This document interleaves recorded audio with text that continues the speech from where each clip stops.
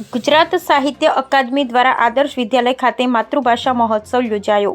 વિશ્વ માતૃભાષા દિવસ નિમિત્તે ગુજરાત સાહિત્ય અકાદમી અને આદર્શ વિદ્યાલય પાટણના સંયુક્ત ઉપક્રમે આદર્શ વિદ્યાલય પાટણના પટાંગણમાં માતૃભાષા મહોત્સવ યોજવામાં આવ્યો હતો।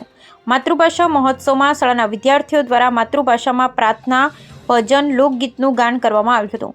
મળી માતૃભાષા અનમને ગુજરાતી થીમ આધારિત માતૃભાષા મહોત્સવ 2025 મહોત્સવ આદર્શ વિદ્યાલયના પટાંગણમાં માતૃભાષા મહોત્સવ યોજવામાં આવ્યો હતો, જેમાં કવિશ્રી આકાશ પટેલ, કવિશ્રી નરેશભાઈ ચૌધરી, કવિશ્રી ડૉક્ટર દિનેશભાઈ ચૌધરી દ્વારા શાળાના વિદ્યાર્થીઓને સાહિત્યિક જ્ઞાન પીરસવામાં આવ્યું હતું। મુખ્ય અતિથિ ગોવિંદભાઈ ચૌધરી દ્વારા માતૃભાષાના મહત્વ વિશે વિદ્યાર્થીઓને વાકેફ કરવામાં આવ્યા હતા। આદર્શ વિદ્યાલય શાળાના આચાર્ય શ્રી દિનેશભાઈ ચૌધરી દ્વારા વિશ્વ માતૃભાષા દિવસ કેમ ઉજવવામાં આવે છે અને તેનું મહત્વ શું છે તેનાથી વિદ્યાર્થીઓને વાકેફ કર્યા હતા। વિદ્યાર્થીઓ વિશ્વ માતૃભાષાના જ્ઞાનથી રસતરબોળ થઈ મંત્રમુગ્ધ બન્યા હતા।